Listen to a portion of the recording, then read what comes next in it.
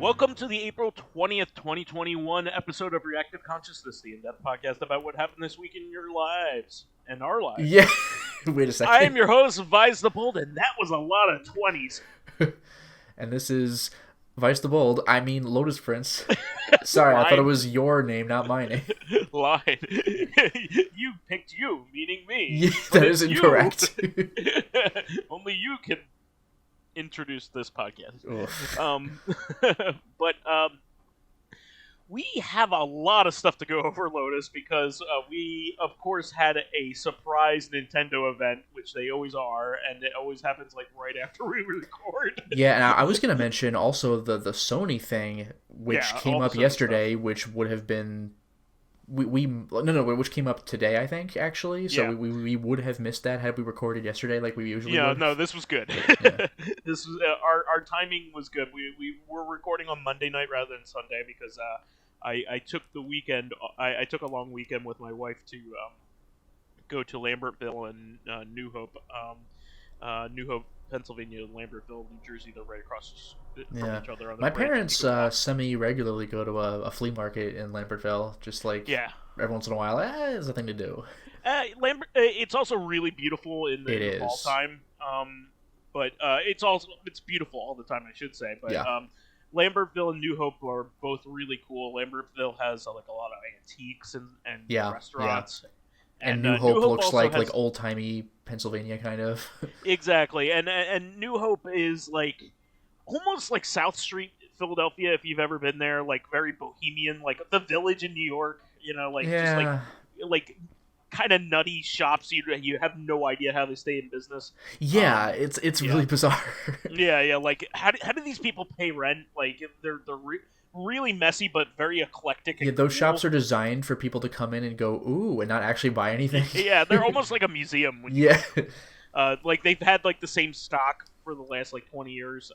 But a lot of them are consignment shops and stuff. So they do a lot of turnover and have a lot of profit. And there's all kinds of stuff there. There's one that called the Creeper Gallery that has some cool art pieces and stuff, but sometimes they have real stuff there too. Like they have it's supposed to be Gothic, but they'll have art pieces there and real taxidermy because it's creepy, and they'll also have medical oddities and stuff, and in the back they'll have haunted stuff, in quotes. I'm just thinking of that one episode of the Antiques Roadshow where a guy is my father used to work in some medical profession or whatever, and here's just a box of glass eyes that could potentially be a replacement for somebody's eye. It's what the fuck? That is exactly the kind of thing that they would carry, hoping that somebody might pick that up because they think it's cool. Yeah. Like somebody who was goth in high school and is now 45 years old with their own house. But they still kind of like it, yeah. I bought apothecary bottles there because I think those are neat. Yeah. It's just a cool place, but it's mostly a museum. I mean, some of the stuff is really expensive because it's made out of human bones and shit. Yeah. But anyway, something might have happened with Sony and Nintendo. I don't know. Okay, so I had to put this off the top because usually I would do the Nintendo thing first, but this is huge news, and also very unexpected. Actually, this is there's an aspect of it that I find to be particularly unexpected. Well, Sony all of a sudden said, hey, we listened to you, and came out and said that they are keeping open the Vita and PS3 digital storefronts. Yeah, thank you for your rush on our digital goods, by the way. But the part that I found was unexpected was... Well, I mean, I guess you could say the whole thing because the PS3 store really was on the way out anyway. But the part the part that I really find unexpected is that they didn't say, okay, we'll keep it open for a while longer. We're gonna extend the closing date. Definitely. Yeah, they're just it's just open. Whenever. Oh, okay. they're not gonna close down anytime soon. All right. Now it does come with one slight caveat. You may have noticed we didn't mention PSP. They are closing the storefront for that, but you still might be able. I haven't I'm assuming you could still buy PSP games though, because off of a Vita, yeah, or even a PS3, because you could do that. Yeah, so like when's the last time anyone on planet Earth has used specifically the PSP storefront? Yeah, and it's also kind of hard to connect to modern Wi-Fi bands because Yeah. it doesn't have the same protocols anymore. Yeah. So it's actually kind of a to-do to get your PSP connected to the internet. One thing that kind of bugs me, though, by the way, is that I know this was a whole website revamp, and it would be a real pain to undo all that, but I think you still have to purchase your PS3 and PSP and Vita stuff through the consoles. You can't do it via PC the convenient way. They didn't walk that back, that's for sure. But I get upgrading the store's website, but dude, come on, shopping on the PS3 sucks. Yes, it's also really slow. That's what I'm saying. Like, the searching isn't terrible. I think it's kind of creative the way they have you do it before they integrated a full keyboard, but, like, man, it sucks even just clicking go into the store and waiting for everything to load. It's awful. Yeah, no. And I live in an area with pretty good internet. It's not perfect, but this is a wonderful news overall, and congratulations to everybody who spent like $200 on disappearing soon PS3 stuff, inclling. No, but I didn't go that far, but I definitely bought a couple of things in haste. Yeah, I mean, I bought the DLC for Persona 4 Ultimax, because I wanted to have the characters. I would also recommend Drakengard 3's DLC.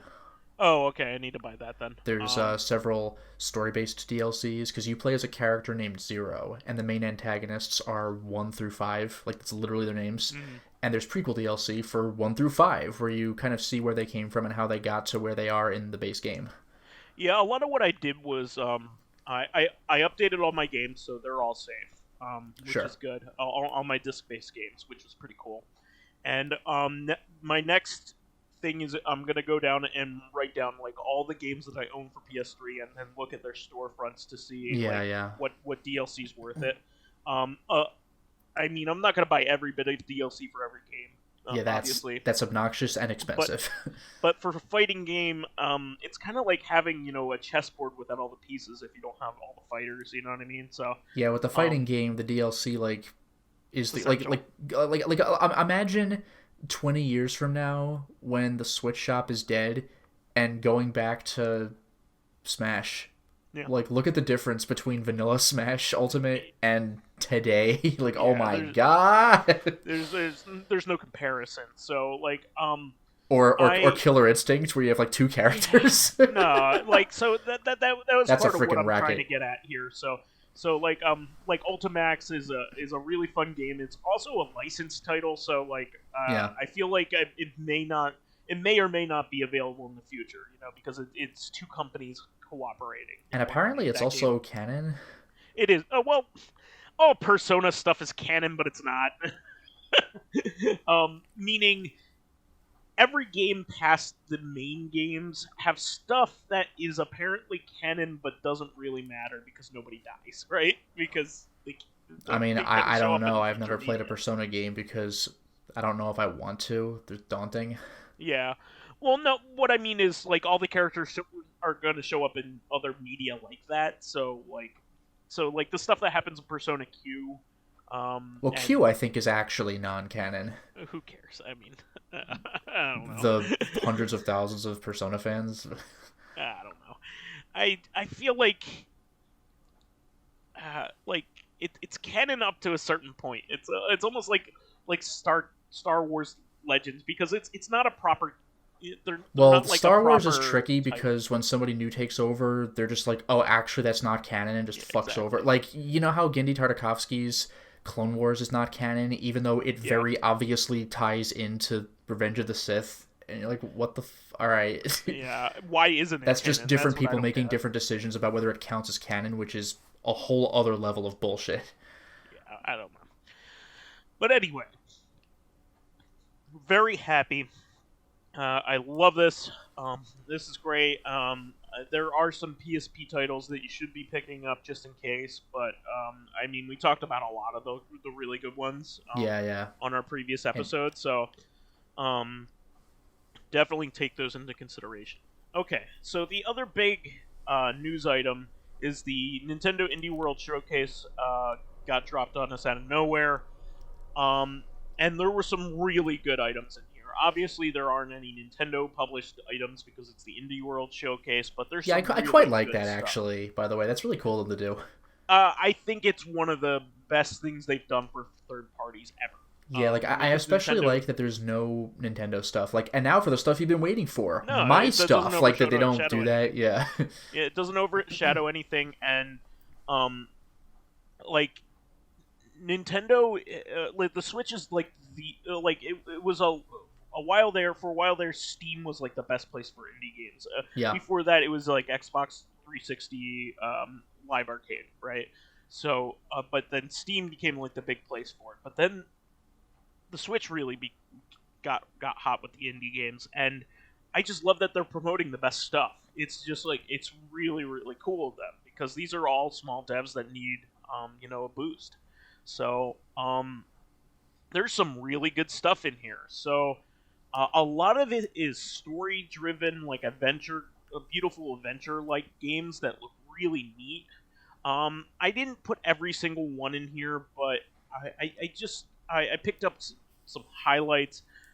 The first one was Road 96, which seemed really neat because it seemed kind of like different paths you could take, but kind of like a choose your own adventure, but it's first person, and there are different choices you can make and different paths you could go on. So almost like a cinematic narrative. Does it still prompt you with you enter a hallway, what do you do, or something like that? I think it's more like dialogue choices because there are a lot of different characters. Okay. But I'm not sure. Because I was gonna say if it's the real old school, what is your decision, like Zork or whatever, then I was gonna make a joke about how it's the first person and the second person. No, nothing like that. But it just seems like a lot of fun. And it looks like a very visually stunning game as well. It seems like it takes place in the Midwest or the desert, the western desert of the United States. So I'm looking forward to that one. They confirmed that TMNT Shredder's Revenge is coming to Switch. There's no surprise there. If it was, it would be more of a surprise if it wasn't. Yeah. Honestly. But again, looks even more beautiful than ever. I cannot wait until that fucking game. Also, I got a shipping notification on my Scott Pilgrim vs. the World, by the way, from Limited Run. Oh, I did not. Yeah. I guess I'll wait. Although I did get a shipping notification for Nier Replicant, so I'm excited about that. What is that coming out this week? I forgot the date, but it's soon. Oh man, I need to order that before I can't find that at all. It's funny because PS3 360 Nier is probably $10. Well, yeah. PS3 stuff spiked suddenly. We'll see if that stuff goes back down now that the store is coming back. Are you a Replican or a Replicant? Here's a hint. Replicant, and I mean both meanings of that. I am ordering this right away. But yeah, that comes out later this week, so that could be a news item. I don't really need to rush to play it, except that it has content that helps further connect it to Automata, which I kind of feel is not necessary, but I guess is an excuse to get people to buy it again. But okay. What a great game! It does not play like a Platinum Games game because it's not one, but you'll see where Platinum Games got a lot of its the purple orbs you have to dodge that are everywhere. That was in the first Nier as well. That's awesome. I cannot wait until this game comes out. I'm definitely gonna play that. Bring 3 boxes of tissues, man. You're gonna cry every time.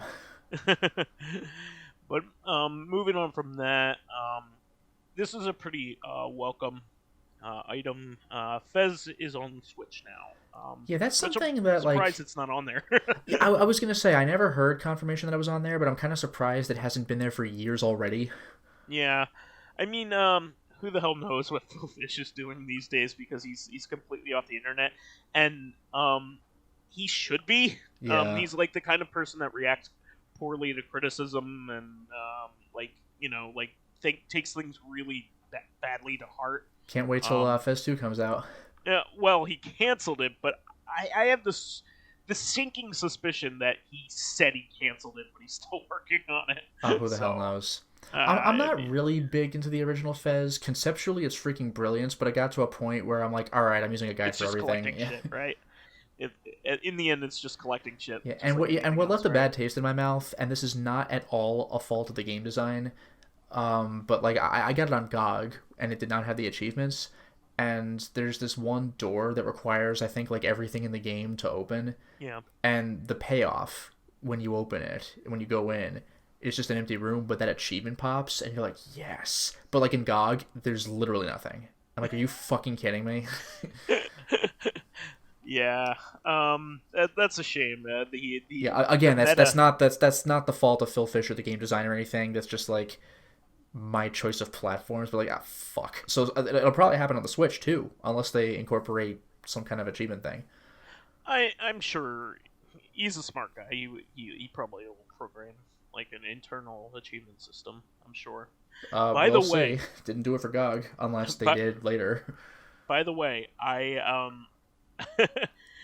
was playing Symphony of the Night on the PS4 collection recently, and that has achievements in it for the first time that I've ever seen that game. Is there an achievement for hacking into your system and seeing if they dumped the entire contents of the CD so you could access a la carte reprimanding you for the Red Book audio?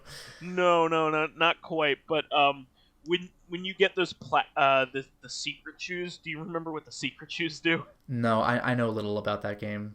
Oh, okay. Like I've seen a bunch of it played, but like I've actually watched my college roommate play through the entire thing, but I don't know like one equipment piece from another. The only thing I know is that the Chrysogrim is super rare and it's cool to have.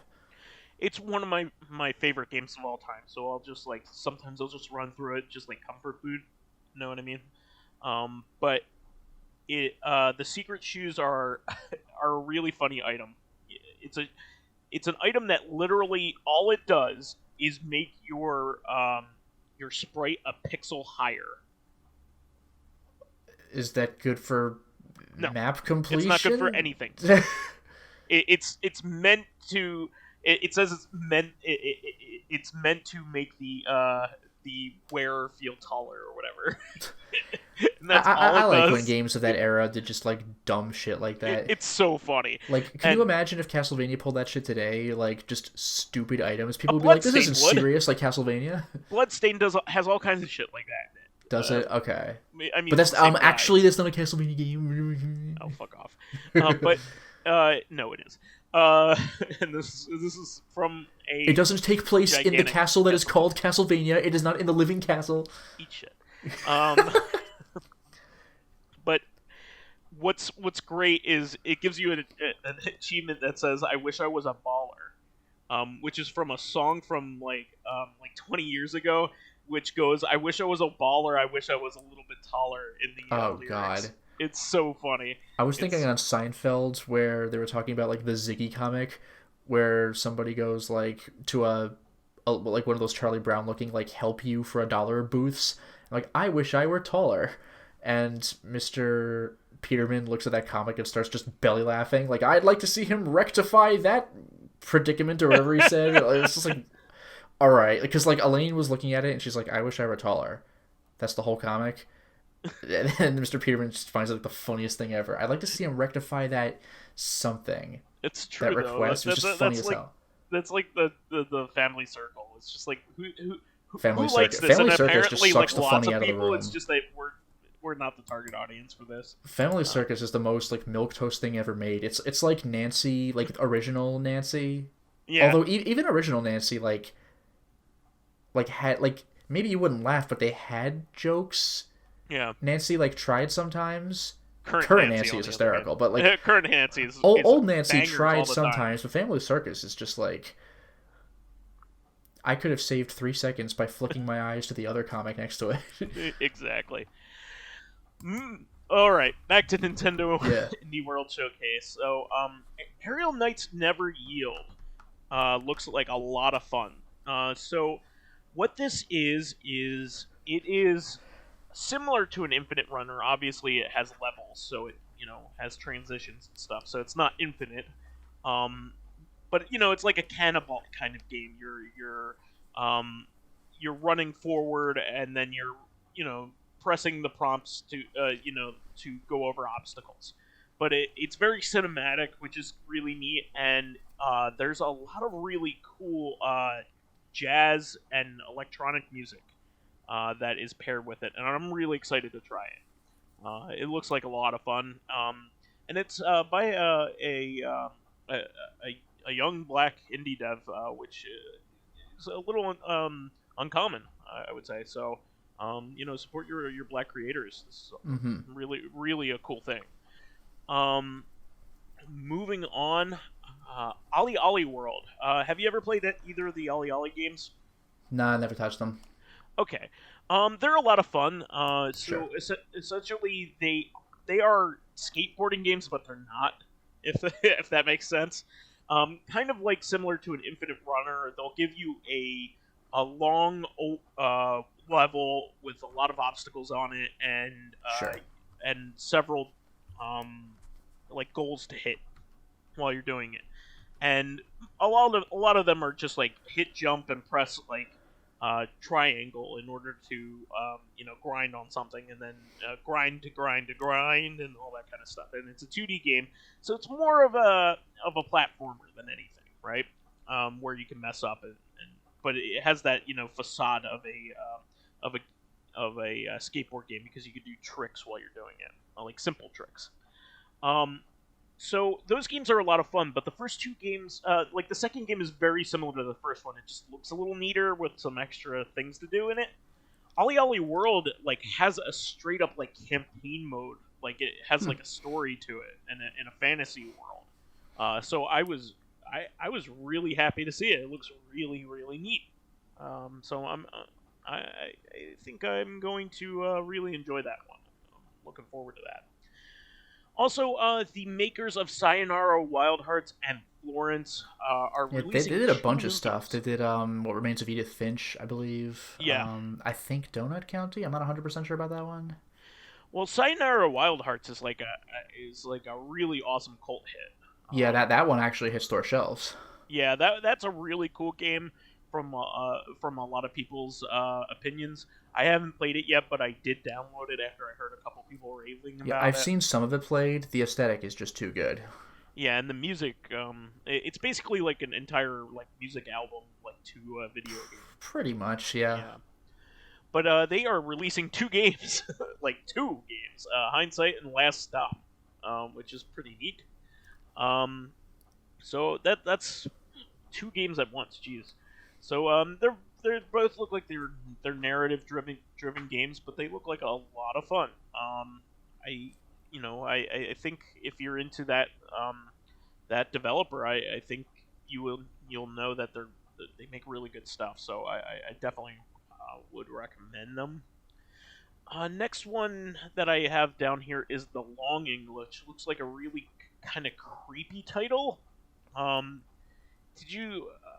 This one has like a hand-drawn art style. It has like this really weird like system that runs in real time, and you explore dark caves and time-based puzzles and stuff like that, and I think you can like adjust the time flow, but it's supposed to be 400 days of Oh yeah, I heard about this. Yeah.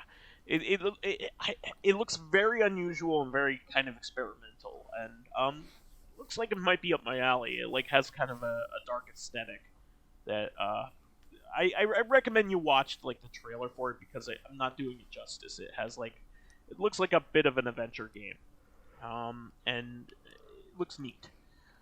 There Is No Game Wrong to Mention is one of the games that immediately appeals to me. It basically is a game that keeps saying it's not a game, but it is. And like there are all kinds of like basically mini games to stall the fact that you're not supposed to be playing it. And it's like the demo for the Stanley Parable, if you know what I'm talking about. Yeah, exactly. Oh, like the demo's coming soon. Like I'll try to work your way over there. It's gonna be great, I promise. Yeah, but it's a 2D game, and it's a point and click too. So it has all kinds of riddles and puzzles in it, and you're trying to get around different things, and it looks very clever, and it's exactly the kind of game that I like to play. So I will probably be buying that right away. And then this game Skull looked really neat. It's a 2D fast action roguelite, and all kinds of different abilities to swap with. Something like over 90 playable character variations, which is really, really neat. It has a really nice pixel art aesthetic, so I thought that was really neat. Moving on from that, this wasn't in the Indie World Showcase, but they released this last week, and I figured I'd throw it in there. And it was at a previous one. Saga Frontier Remastered is finally out, so I just kind of threw that in there. But that has the full game in it now that we'd never gotten before, so definitely look into that. There's a bunch of people talking about it right now as we speak. I'm not sure what the take on it is, but I'm sure it's good. And this one, you even were like, oh man, you could take this one. Yeah, this was a surprise. House of the Dead remake, and this is a surprise because House of the Dead 2 and 3 have been ported several times, including to the PS3 and the Wii, but even House of the Dead 4 got the PS3 treatment digitally. But House of the Dead 1 has been trapped since the 90s. Like, it got ported to PC back then, and the Sega Saturn, and that was it. So you would see, like, a weird release. Like again, on the Wii, House of the Dead 2 and 3, and you're like, what about 1? And it's just not there. Never won. So I don't know, I don't know if rights or, like, a loss of source code or what is responsible. I just think it was ugly. Maybe Sega thought it was ugly. They just never released it. But in any case, yeah, they're doing a remake where they have realistic-looking characters. I really hope they keep the ridiculous voice acting, though. Oh, me too. But yeah, and House of the Dead 1 feels the most like it was supposed to actually be kind of a horror rail shooter. Because House of the Dead 2 is just goofy as shit. And House of the Dead 3, it plays things more straight, I guess. But House of the Dead 1 had, like, well, the house. It was a spooky haunted house. So, yeah, I don't know. I think there was more of, like, an intentionally, like, attempted scary vibe back then. 2 was laughable. 3, you're used to it by now. 4 kind of was scary, but it had, like, radical music, so it kind of took you out of the horror vibe. Sure. Well, and then you're forgetting the Overkill after that. Yeah, but that's a separate entry. That's not like House of the Dead 5. Overkill is just goofy grindhouse schlock, like, on purpose. But yeah, I'm really looking forward to this because there's also going to they also revealed after this that it is coming to Stadia, Xbox One, PS4, PS5, Epic Game Store, and Steam. Damn. That's a far cry from what it used to be, which was nothing. Yeah, what's really cool about this is you can probably count on the PC versions being, like, mouse compatible, which is perfect. Yeah, the original one wasn't it? The original PC version, yeah. Mm. But I would say that the Switch version would not be, because it doesn't have a mouse. So it would, what I'm saying is, like, the PC versions would be the ones that you would want, if you ask me. But then again, though, the Switch, though, can't you use, like, doesn't it work? Yeah, you could use the Joy-Cons as Wiimotes. I forgot. Yeah, and even on the PS4 and 5, if you have Move, maybe that would work. Yeah, no, you got the right idea. Playing with a controller would be, like, acceptable. It's been done. The PS2 did that all the time, but the Switch has proper gameplay capabilities for this thing. Yeah. What's also cool about this is, I don't know if you saw this, but it will have multiple endings, which is pretty cool. Yeah, I heard about that. I forgot if the original game did. I beat the original a long time ago, but okay, it did. It does, depending on, like, who you saved and who you have, and that kind of thing. Okay. Yeah, and I know 2 had multiple endings as well. 3, I completely forgot. 4 was based on your score, I think. And Special had one of those last second, like, you get it or you don't for the good or bad ending. Yeah. I'm excited for this because, like, the first game really does deserve a good port. The Saturn one is really pretty terrible, if you ask me, and the PC port is better, but I don't think it's ever looked as good as the arcade. So who knows? Maybe even the arcade version might be, hidden as an unlock or something. That would be pretty cool. I doubt it. If they never ported it before, then why would they now? Blocks, man. You could remake that game pretty easily, honestly. Well, they did. Yeah. That's what's coming out. I mean, it. I know. They literally rebuild it. Yeah. Give me some credit. Kingdom Hearts 1.5 HD. And probably the show-stopping moment for me is, and like what the fuck moment for me was, Getsufuma Undying Mood. So if you had been listening closely during our Teenage Mutant Ninja Turtles talk about the NES Teenage Mutant Ninja Turtles game, you would hear me talk about Getsufuma which is a sister game to the original Ninja Turtles game on the NES. It was Famicom only and kind of plays very similarly, but not as badly as the original Teenage Mutant Ninja Turtles game.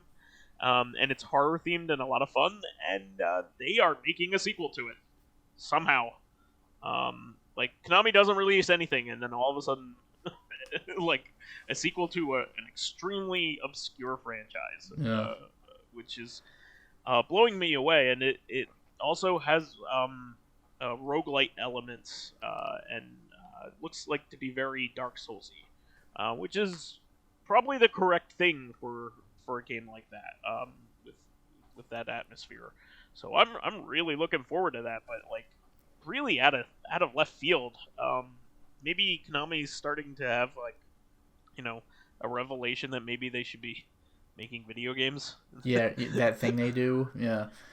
And meanwhile, the showstopper for me, along with House of the Dead remake, is the last thing that we have on this list, which is Oxenfree 2. So Lost this was Signals. the one last thing. And that's always the best thing on these things. So, yeah.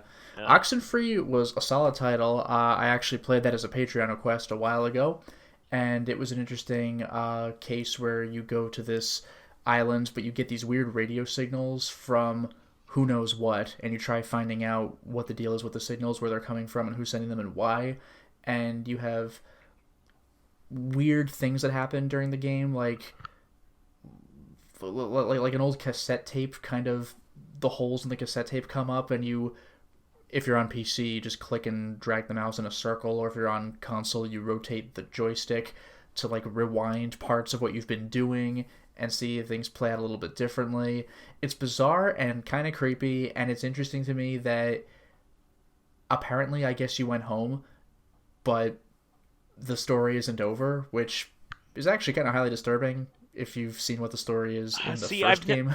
I've never played it, and I always wanted to. And I know it's a very highly regarded game. So yeah, like it's not a horror game, but like it's not trying to be scary. But if it happened to you, it would be fucking scary. Yeah, not good, right? Yeah. Yeah.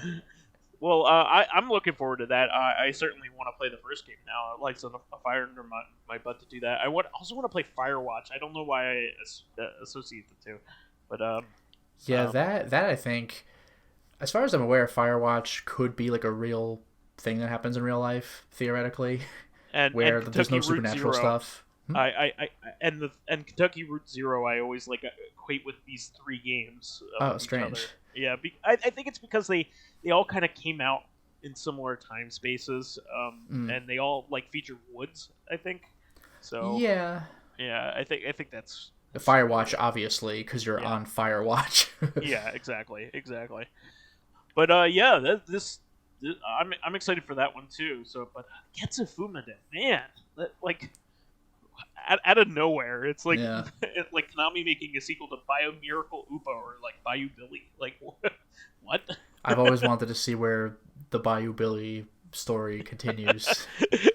Does he save his girlfriend from Punk? Boy, I hope he does. So totally not Crocodile Dundee 2. Yeah. But I'm excited. There's some really good stuff here, and like I said, we went over the majority of them here. And I forgot about this one, Aztec Falling of Forgotten Gods. This is by a Mexican indie dev, which I thought was interesting as well. don't get a whole lot of games out of Mexico, so this is really awesome. And it looks to be a really cool RPG, from what I could tell. So it looks really neat. So I just wanted to throw out this stuff, and I thought these were really cool items. Moving on from this, I threw this one at you. Like, all of a sudden, this is really cool. Night Dive is like one of the coolest developers out there. Just saving old games and like making them better.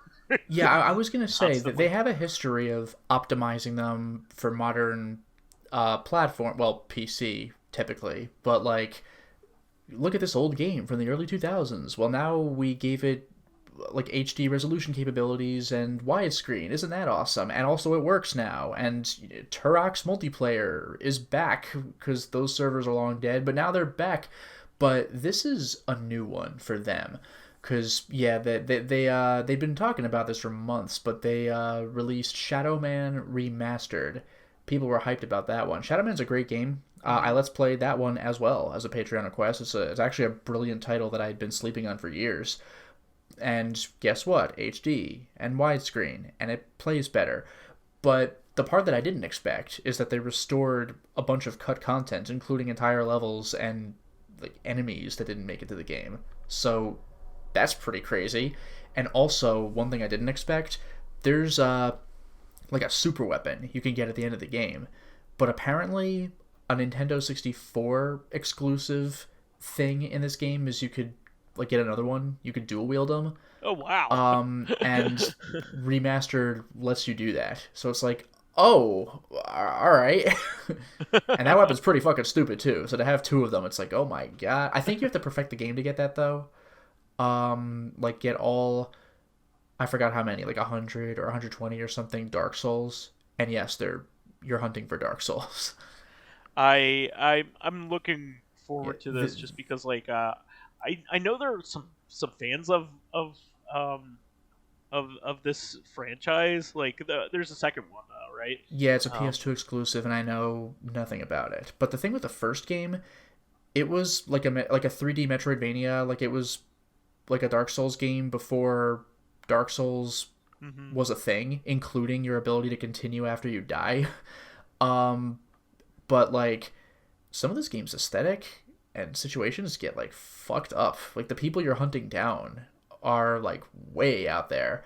Also, this is just like Bayou Billy in that it starts out on the bayou, and actually it goes into like voodoo kind of. I don't know if it's necessarily lore, but it leans into voodoo magic, and like no games do that. There's like ye old like swords and sorcery magic all the time, and the Legacy of Kain games, you get like vampire abilities, but this is like just like going into voodoo stuff.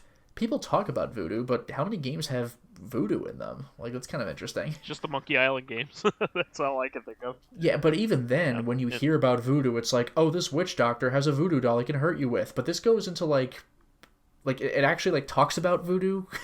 It's pretty interesting.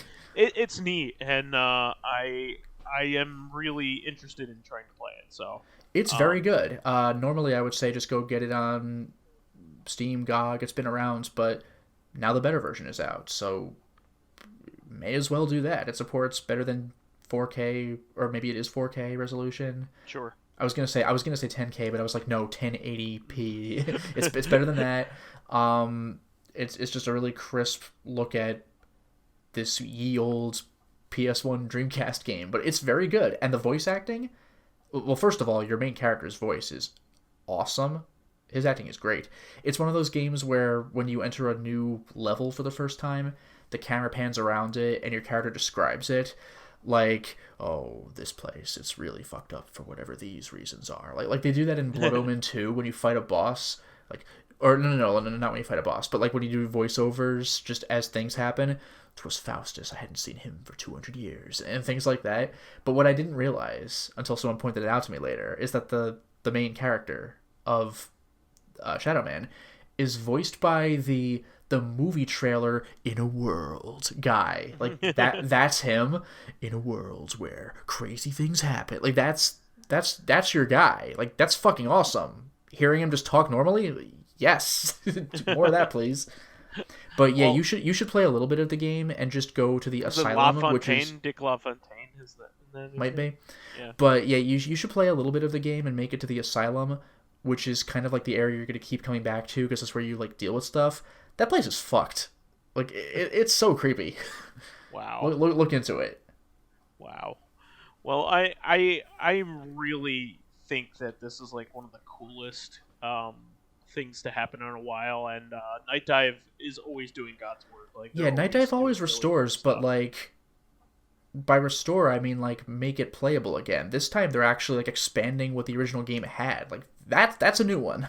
I mean, they were the ones that did all the work on Doom 64, which never had a PC version or anything like that. So never an official PC version. Well, like I mean, like I've said this before, Night Dive has only restored old PC games or games that had a PC version. Like Turok, we know it from the N64, but it had a PC release. But Doom 64 never was ported. But there was an unofficial PC release, and I think Night Dive worked with that. So they still technically restored a PC game? Well, they have a history of like going up to like basement coders that are working on like unofficial remakes, and they System Shock 2. Yeah, they gobble them up, and System Shock 2 all of a sudden was made playable when it hadn't been for like a decade, and people absolutely lost their minds. And then like 5 minutes later, that build disappeared, and then it was available like on Steam where everybody could easily get it. And they're like, "Oh, so cool. They solved the rights issue. How did it happen?" Yeah. Well, they attempted to do No One Lives Forever. They were like, "We're just gonna do it," and then they got a cease and desist, and they were like, "Ah, shit." Yeah, even Night Dive couldn't get away with that, which is unfortunate. They tried, but Warner got them on it. So, but I want to move forward here because we do have some more items, and we only have so much time. So this is really interesting. So apparently, the entire console version of Virtua Fighter 5 Final Showdown is in Yakuza 6 and 7, or like a dragon. Yeah, that's ridiculous, because it's very obvious that you can play Virtua Fighter 5 Showdown in those games. Like the arcade version. Exactly. You go into the arcade and like activate arcade machine. But yeah, apparently they just copied the entire console game in there, and if you somehow break into your PS4 somehow, or maybe you do this on PC, just the I console guess, version, or the PC version. I'm sorry, it's just I don't know how you would do this on console. So, I guess if you break into your PC's files, you could find like the actual full game. There's an actual hack that they released out now that you can just straight up, it'll extract it and you can play it just like. That's nice, because I only saw the tweets that mentioned like DLC is acknowledged but doesn't work and stuff like that, because it's just a copy paste. Like it's not literally like the full experience because it was never supposed to be. Yeah, there are some flags that don't work in it, but like vast majority of it, like you can play it. You know what I mean? You know what it makes me think of, actually? This is a weird thing to bring up, but Alice Madness Returns on PC. Oh yeah. Because if you had pre-ordered this stuff with extra DLC or whatever, it would actually come with a copy of OG American McGee's Alice. Sure. But if you go into the game's config files, you can just activate the DLC. There's literally like an off-on, like true-false kind of thing. Like it's a 1 or a 0, right? Yeah, like so I was like, well, I want the fucking DLC. But that does not give you the game. The game would have been downloaded separately. So you do have the menu, which says, do you want to play American McGee's Alice? But if you click that, then it just force quits the game because it would have done that anyway, but then launched the game. But if you don't have the game, then it just force quits. So it's like the Yakuza thing makes me think of something like that. The Virtua Fighter thing makes me think of something like that, where like it was supposed to do this if you were playing it normally, but you're not. So some things aren't going to work quite the same. Yeah, you know what it reminds me of? There have been demo discs in the past, like on like PlayStation 1 and even like Sega CD, where they'll like put. I think this might have even happened on Xbox, where they'll have like a timed version of the game on there, but actually the entire game is on there if you get to it. There were two things that did this that I could think of off the top of my head. One of them for Sega CD, I might have this wrong. Was it Lunar, KO? I think, or is it Chaos Flying Squadron? Chaos Flying Squadron. Right. Yeah, like the demo disc. Yeah. ended properly, but if you use the level select code, you would find that the whole game's actually on there. Exactly, yeah. And Dino Crisis 2 had a timed demo, and maybe with an action replay or something. I forgot how you could circumvent this, but that sounds right. You could play through the entire game, but it was like a beta or like nearly complete version of the game. So like I think you could beat it, but certain things would be like a little quirky and different. It's like playing the demo disc of like Resident Evil 3 where you could kick off the zombies' heads, and then the final release you can't. It's like little stuff, like the enemies might look a little different at some points. That's kind of funny. I just thought it was really, really interesting that actually how that went down. You know what? By the way, Yakuza 6 had that. Remember that when it first launched, the demo was the whole game. Oh yeah, and they had to pull it. Yeah, I do remember that. Like really? that took me by surprise. It's pretty awesome. Yeah. All right. Well, moving on from this, I just put this in here because I just think it's really ill-advised and really stupid. The view that this person had, but the Days Gone director. Oh, I heard about this. Yeah.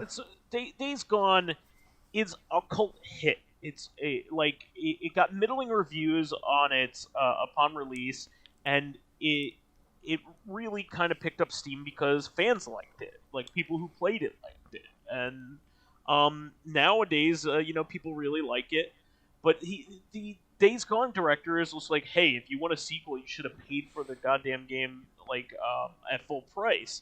And that is not, the right attitude. Well, from what I remember, his tweet was a bit different. I think it was like people who if you support games, you should buy them at full price. Of course. I mean, I totally get what he means. Like, I would make the next game if I had the money to, if you guys fucking paid for it the first time. Like, I get it, but number one, not everyone's affording full price. Number two, games go on 50% off after a month anyway, so there's rarely an incentive to pay full price. I mean, I know what he means.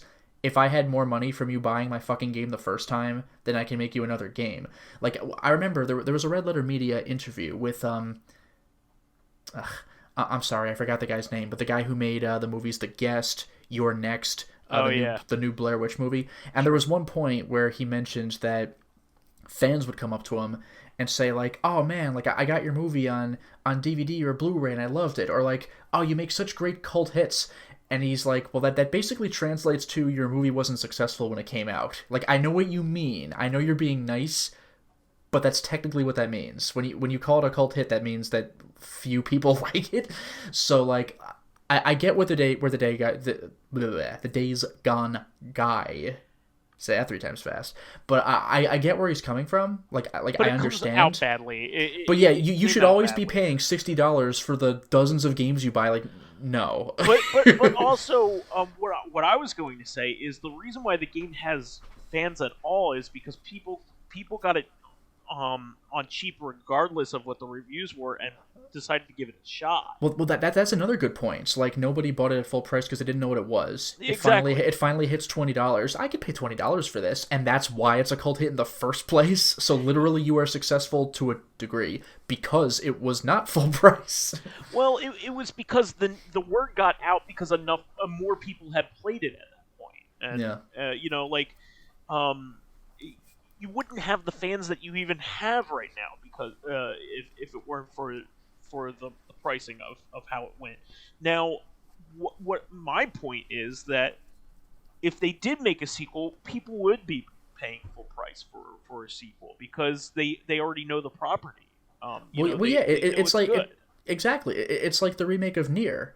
$60? Are you fucking kidding me? That game's been $15 or less for a decade. But now that Automata's so popular, it's oh, there's another Nier game, and it's a somewhat new product anyway. So people are more willing to pay.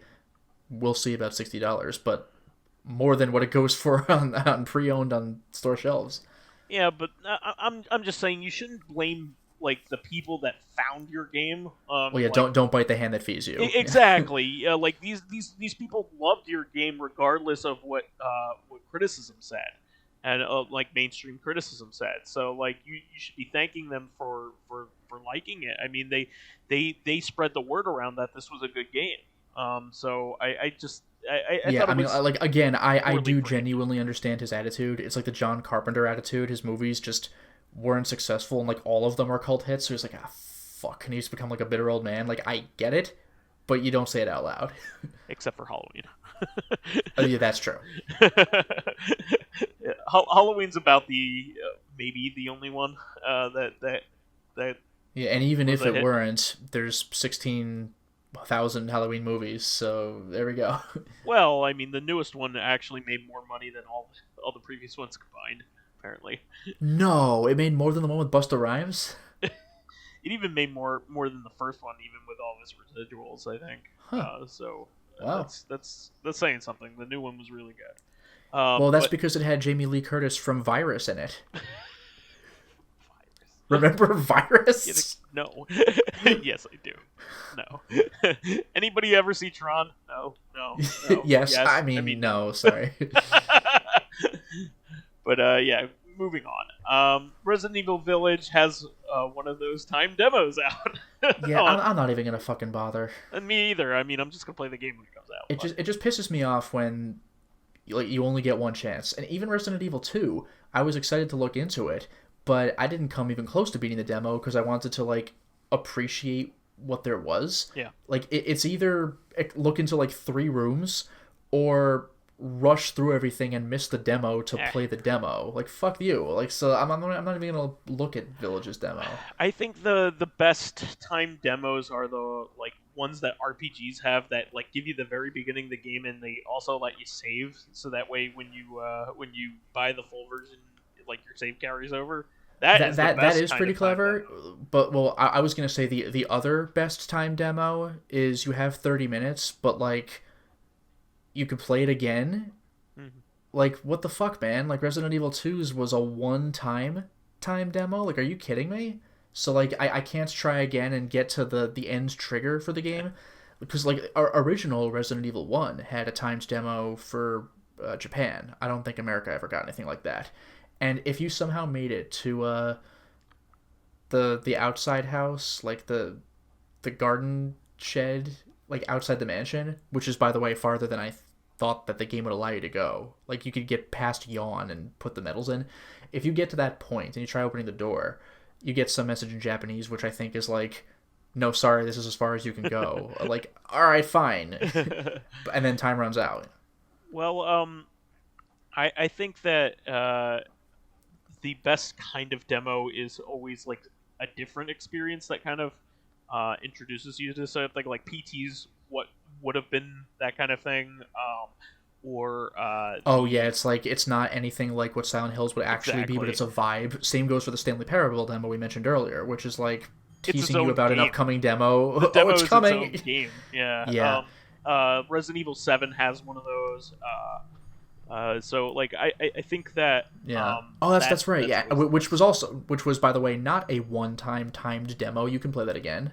Yep. In fact, you should play that again because well, no, like it's neat, but like there's a thing that you are shown in the demo where if you play the demo again and you activate that thing early, something different will happen, which is pretty cool. Yeah. That's a good one. I recommend that demo. The original Half-Life also had a unique demo where it was a completely different area. That's cool. It's called the Uplink demo. It is hard to track down these days, but it was really neat. It was a unique experience. It was basically just gave you a taste of all the different kinds of action that would be in the game, but in a different space than is actually in the game. And as incredibly bizarre as this is to bring up, I think Sentient had a different demo. I mean, like, you're still on the station. Where else are you going to be? But you have different, like, dialogue with different people than you would have in the final game. Cool. I can't Sentient. Remember that game? I never even heard of it until I had it requested. I only know about it because you talk about it. Yeah, like I've never heard of this, and this one guy's like, "You should play Sentient." Like, what? Sentient, Lotus, Sentient. Senshent. Anyway, moving on. Limited Run Games had a bunch of announcements of new titles, but the one that really stuck out to me is the one that I've been waiting for, the Neo Geo Pocket Color Selection Volume 1. Yeah, and I think there's also like an Asian release, by the way. Oh, yeah. But I think this thing is an open pre-order, so you'll have your time to get it if you want it. Yeah, I really, really recommend the limited edition for this one because it comes with a retrospective book, which is going to be by Jeremy Parrish, which includes a retrospective on all the games. Neo Geo Pocket Color games do not get any love. It's amazing that it has the love that it has in what's been released so far, but there are no fan magazines, there are no retrospective books or anything involving. Even the TurboGrafx had a fan comic book. Oh well, like there are no games going over the history of these games and writing about them. You could barely find reviews about them. So I'm really looking forward to the limited edition, which has a really nice steel book. I'm glad I did not buy the collection eShop version. There's going to be a two-sided poster with it, like a Neo Geo Pocket. Like Neo Geo Pocket Color stuff does not have merch. Yeah, I have the T-shirt they made. I have this was only out for about a year in the United States, and a little bit less than that. And it didn't have the fanfare. The only reason why I know so much about it is because I got one on super clearance when they repackaged it because they didn't sell any of the games. Yeah, it's like the PS TV. It's like it was a secret that was on store shelves, even though it was there for a while. Yeah, exactly. So I bought the games in blister packs, not in their original packaging, because they were fire selling them because they had so much leftover stock. So I really can't stress enough. Like, the games that are on this collection are all really a lot of fun, and some are most of them are really awesome fighting games that are in their best form here, because you finally play them 2-player on a single screen, and they're really fun and and very addictive and very beginner friendly, on top of it all. So. And one of them is considered by the people who have played it to be one of the best fighting games ever. The Match of the Millennium in particular, the Capcom versus SNK game. SNK versus Capcom, sorry. So I really, really do recommend this. I hardly ever go for the super tier versions of their games because I have so many special editions, and they're usually expensive and have knickknacks that I don't care about, but I do care about this book. And I there's nothing included in it that I don't want. I mean, the poster and the steel book are both cool things that don't turn me off in the slightest. In fact, I want them. So, really looking forward to this. And of course they're gonna have a regular version. If you just want it physically, and you could get the Asian version. I'm sure, but this is really cool. I would say that if this is something that you are interested in, get this with the retrospective book. It looks really neat. Moving on, this was a really neat surprise. So the Blizzard Arcade Collection got an update, a free update that included Lost Vikings 2 and RPM Racing, which is this sequel to Rock and Roll Racing. So I think this is all of the non-Warcraft Diablo games from that time period of Blizzard. I can't think of any others. So I thought that was really neat, and they added museum content for the new games too. So really neat stuff. I thought that was really cool though, especially considering that pretty excited to play Lost Vikings too, because the Lost Viking games are a lot of fun. I think they're really neat. And I just threw this in here. This is a nothing news item, but new Blue Switch Lite announced. I will not be getting it. Lotus will not be getting it. Yeah, I'm still waiting for them to release whatever the Switch Pro is going to be called. Yeah. May as well, because the original model still isn't fucking discounted. It's been 4 years. I mean, they have no incentive. They can't keep them in stock. Yeah, it drives me freaking crazy. Yeah. I have like 20 games, but oh well. Yeah. And you threw this one towards me. I think you should helm this one. Well, this is going to be brief because I didn't actually look into it, but you know how Hidden Palace has been releasing tons of demos of like Genesis games and stuff like that. Mm-hmm. They hit a whole bunch of PS1 stuff, which is pretty cool. That's what I know of it because I didn't click it. It's just like, oh, there's a whole bunch more like alpha stuff or beta or whatever and demo stuff. So hooray. Doing God's work here. Once again, another fantastic group of people, right? So it's pretty awesome that there are people trying to preserve stuff like demos and things like that were never especially released. When they have different content, or even just there might be games that have never been released or will never well be not released, only that, but content that's different from the final release of the game, or even this is really getting esoteric, but this demo is over by the full product screen. Like if you're really into that kind of thing.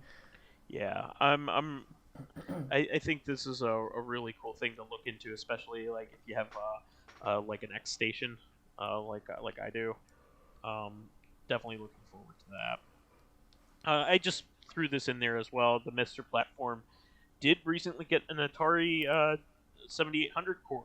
Finally, actually, what's really kind of funny about this is they released this before there was a 2600 core. We still don't have a 2600 core, and it's the system that like the system does utilize the 2600's like internal stuff to be backwards compatible. So it's just kind of funny. But like it still can't play 2600 games, but apparently they're getting closer as a result. So that's pretty cool. But it's kind of funny that like a system that could be built essentially out of like off the shelf parts it still hasn't been gotten a working like core on it.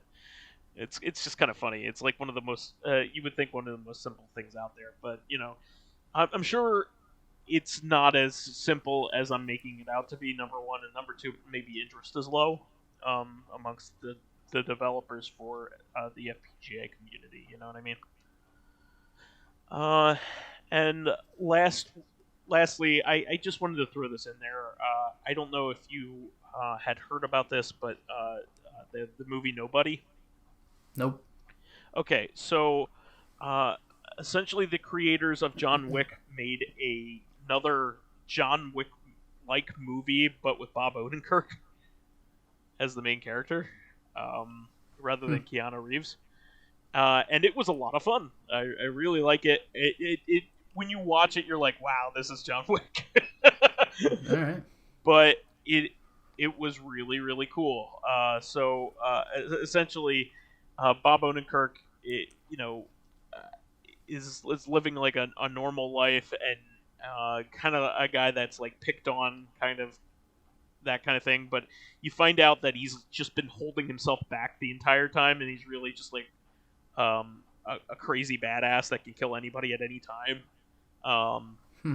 So yeah, very similar to like John Wick. You know, he goes to the basement and then starts, like brings back his old life and yeah, time to kill the entire organization. Exactly. Of the one guy that pissed me off. And they're Russians again. It's a John Wick movie, but without the John Wick character. It's really really fun though. Christopher Lloyd's in it.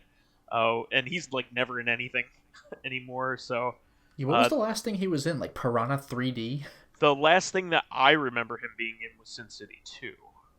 What the fuck? He was in that? I haven't seen that. Sin City 2 is actually pretty darn good.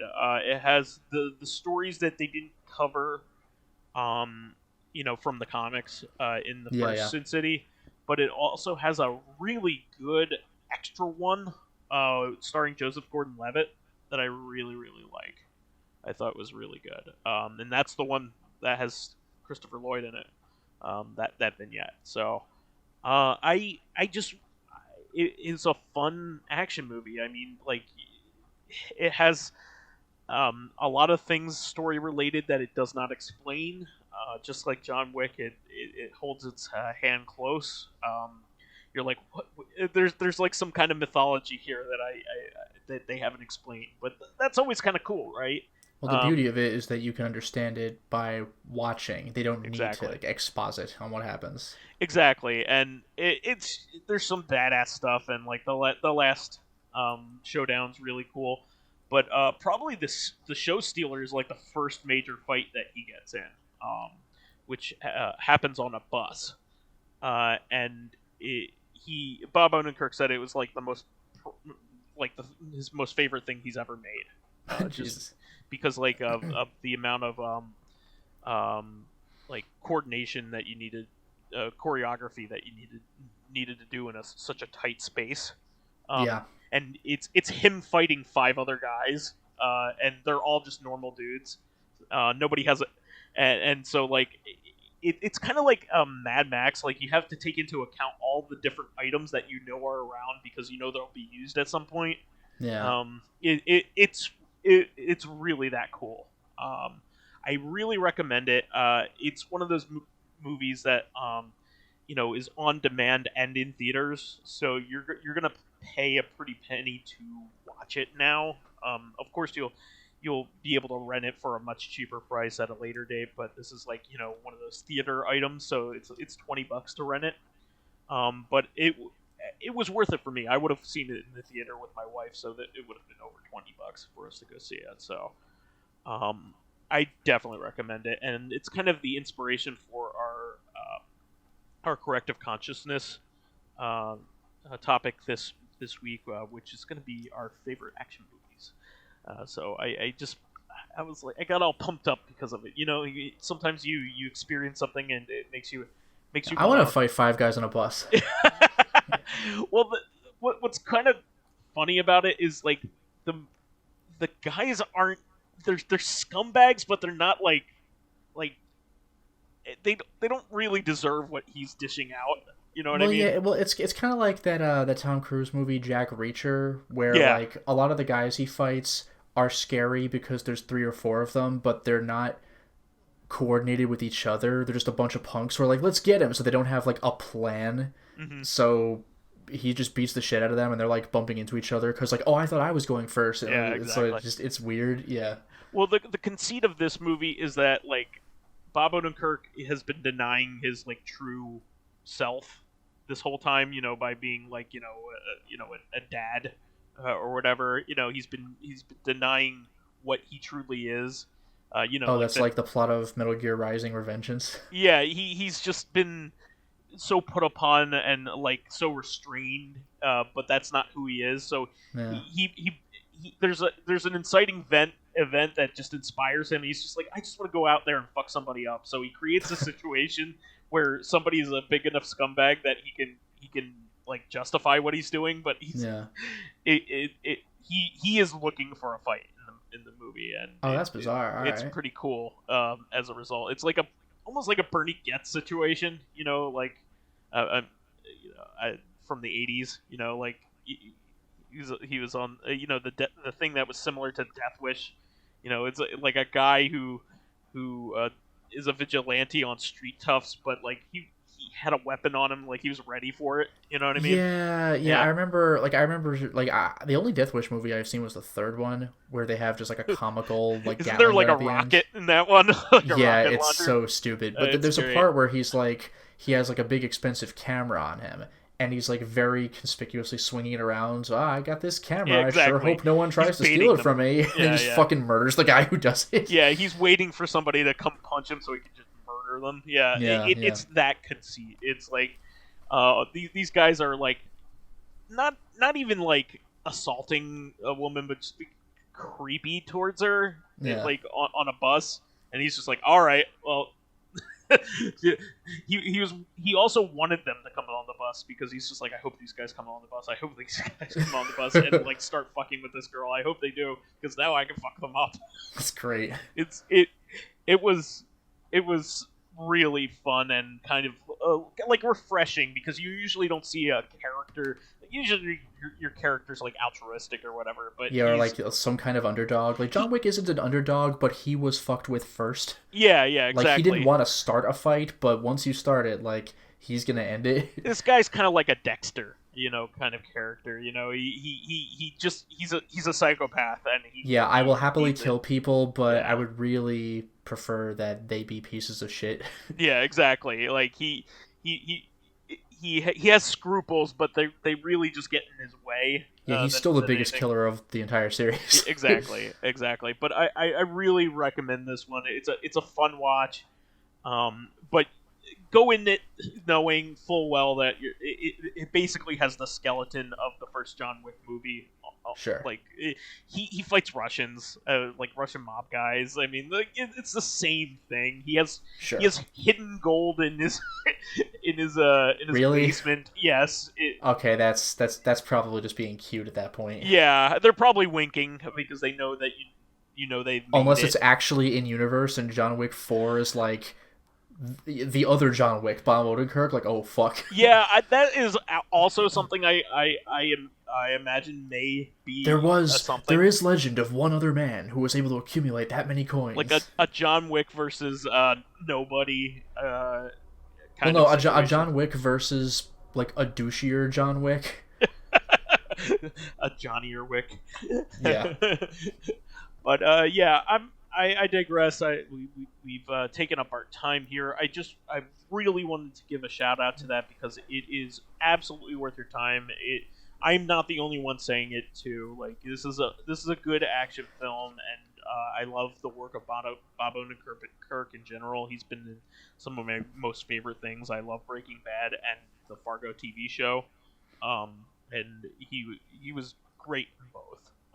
And I haven't seen Better Call Saul yet, but I really want to. So I'm all over that. And like all of his other comedy stuff has always been brilliant, like Mr. Show and stuff like that. So. That is the show for this week. Please remember to subscribe to the Corrective Consciousness YouTube and Soundcloud pages. While there, please give us thumbs ups, likes, and 5-star ratings on iTunes. It helps promote and spread awareness of the show, and any bit of encouragement helps keep the show going. You can also catch us on Thursday for our sister podcast, Corrective Consciousness, where we will be going over those favorite action titles. Finally, you can friend me as vysethebold on pretty much anything. And you can follow me on my YouTube channel, Lotus Prince. You can hit me up on Twitter at Lotus Prince. And finally, if you are interested in seeing my videos early, like the rest of Obscure or Dark Souls 3, getting in on exclusive live streams, I've finally finished Armored Core. Who knows what I'm going to do next? So it could be anything. Selecting upcoming games for me to Let's Play, which is the aforementioned Obscure that's currently going up, or getting in conversations with me and other patrons on Discord, then please consider swinging by my Patreon accounts, which can be found at patreon.com/LotusPrince. All right, we will see everybody on Thursday then. Until next time, everyone. Bye-bye.